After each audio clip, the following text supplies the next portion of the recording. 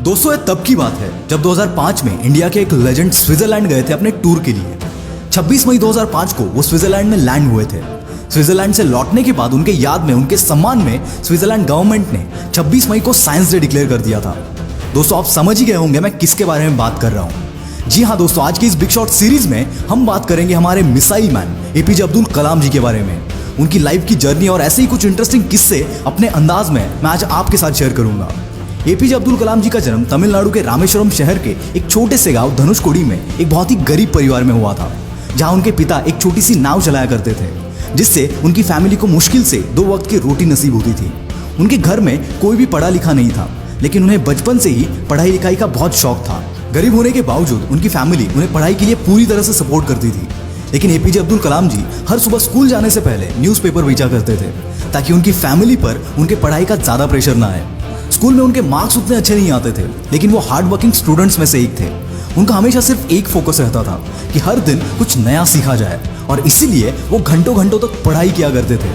बचपन से ही वो इंडियन आर्म फोर्सेस के पायलट बनना चाहते थे, इसीलिए उन्होंने अपनी स्कूलिंग खत्म होने के बाद मद्रास इंस्टीट्यूट ऑफ टेक्नोलॉजी के तहत एरोस्पेस इंजीनियरिंग में एडमिशन लिया। ये किस्सा तब का है जब वो मद्रास इंस्टीट्यूट ऑफ टेक्नोलॉजी में पढ़ रहे थे। उस वक्त वो एक सीनियर क्लास कॉलेज के प्रोजेक्ट पर काम कर रहे थे, और उस प्रोजेक्ट के प्रोग्रेस को लेकर कॉलेज के डीन उनसे बहुत गुस्सा हो गए, और उन्होंने एपीजे अब्दुल कलाम जी से कहा कि अगर 3 दिन में ये प्रोजेक्ट कंप्लीट नहीं हुआ तो मैं तुम्हारी स्कॉलरशिप कैंसिल कर दूंगा।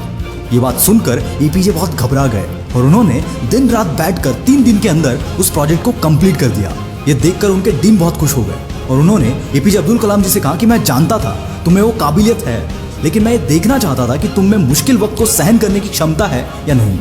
कॉलेज खत्म होने के बाद जब एपीजे अब्दुल कलाम जी ने इंडियन आर्म फोर्सेस में फाइटर पायलट के पोस्ट के लिए अप्लाई किया, उस वक्त सिर्फ 8 वैकेंसीज ओपन थी, और बदकिस्मती से उनका 9th नंबर आया और वो आर्म फोर्सेस के लिए सिलेक्ट नहीं हो पाए।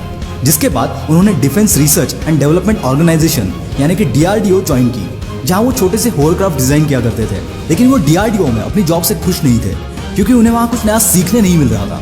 तभी उनकी मुलाकात हमारे इसरो के फाउंडर विक्रम साराभाई जी से हुई। उनको एपीजे अब्दुल कलाम जी की मेहनत और हर वक्त कुछ नया सीखने की चाह बहुत पसंद आई, और उसके बाद उनका डीआरडीओ से इसरो में ट्रांसफर हुआ। इसरो में एपीजे अब्दुल कलाम इंडिया के सबसे पहले successful satellite launch SLV-3 Rohini के प्रोजेक्ट डायरेक्टर थे।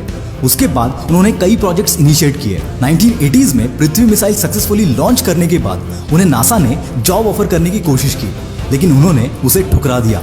पृथ्वी मिसाइल के सक्सेसफुल लॉन्च के बाद इंडियन कैबिनेट के तहत रिसर्च के लिए 3.88 बिलियन रुपीस के फंड्स अलॉट कर दिए, जिसके बाद एपीजे अब्दुल कलाम जी ने उनकी टीम के साथ मिलकर अग्नि, त्रिशूल, आकाश नाग जैसे कई बड़े मिसाइल लॉन्च किए।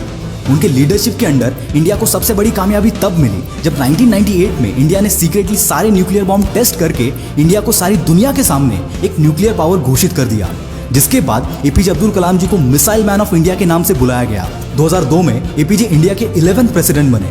अपने प्रेसिडेंशियल टर्म के वक्त जब वो केरला विजिट के लिए गए थे, उस वक्त उन्होंने 2 लोगों को केरला के राजभवन में as a presidential guest invite किया था।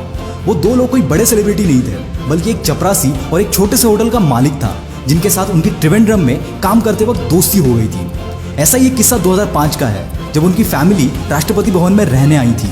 लगभग 10 दिन तक उनकी फैमिली के 52 लोग राष्ट्रपति भवन में थे, और उनके जाने के बाद एपीजे अब्दुल कलाम जी ने 3,52,000 अपनी फैमिली के रहने और खाने का खर्चा सरकार को दिया था। जब एक रिपोर्टर ने उनको ये पूछा कि आपने सरकार को पैसा क्यों दिया, तो उन्होंने जवाब देते हुए कहा था कि सरकार मेरे रहने और खाने का पैसा देती है, ना कि मेरे परिवार के। और इसी खुददारी ने पूरी दुनिया को इनसे प्यार करने पर मजबूर कर दिया। इनके पास जायदाद कोई नहीं थी अपनी किताबों के अलावा, पर अपनी कहानी से और अपने कामों से ये मिसाइल मैन पूरी दुनिया के लिए मिसाल बन गए।